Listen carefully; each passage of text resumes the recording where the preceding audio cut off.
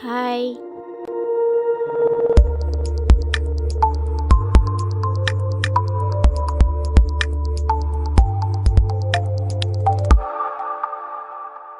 సైంటిస్టులకు కూడా అర్థం కాని అతి గొప్ప ఆలయాలు మన ఇండియాలోనే ఉన్నాయి. చివరికి మన దేవాలయాలు చూసి ఇతర దేశాల వారు కూడా ఈ దేవాలయాలను ఎలా కట్టారో అర్థం కాక చాలా ఆశ్చర్యపోతున్నారు. ఫ్రెండ్స్, మన దేశంలో ఉన్న ఈ అద్భుతమైన దేవాలయాలను మిస్ కాకుండా ఉండాలంటే చివరి వరకు మా వీడియోని చూడండి. అలాగే లైక్ అండ్ షేర్ కూడా చేయండి. ఇంకా మన ఛానల్ని కొత్తగా ఎవరైనా చూస్తున్నట్లయితే సబ్స్క్రైబ్ చేసుకోండి. ఇప్పుడు మనం తెలుసుకోబోయేది బృహదేశ్వర్ టెంపుల్ గురించి. ఒకసారి ఆలోచించండి.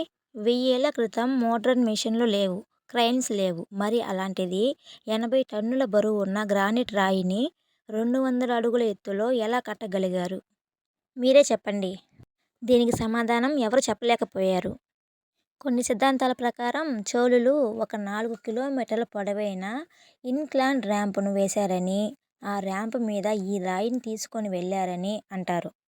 కానీ ఆ ర్యాంపు యొక్క ఆధారాలు కూడా మనకు ఎక్కడ దొరకలేదు.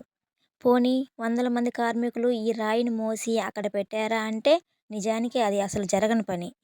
అంతేకాకుండా ఈ ఆలయ నిర్మాణంలో కూడా కొంత అద్భుతం ఉంది.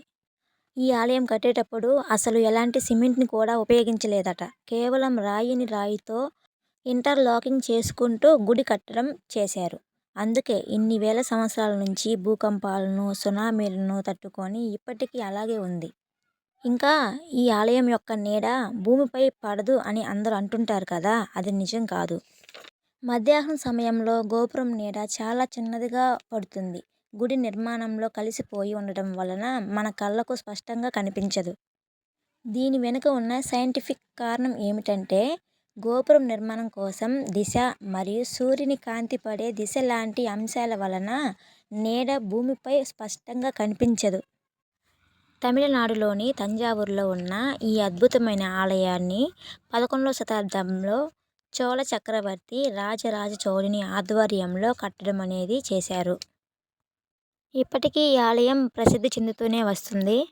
సో ఇది గాయ్స్ ఇవాల్టి వీడియో. ఈ వీడియో కనుక మీకు నచ్చినట్లయితే లైక్ చేయండి, అలాగే షేర్ కూడా చేయండి. మా ఛానల్ని ఎవరైనా కొత్తగా చూస్తున్నట్లయితే సబ్స్క్రైబ్ చేసుకోండి. మళ్ళీ సరికొత్త వీడియోతో మీ ముందుకైతే వచ్చేస్తాము. Until then bye bye. Thank you for watching.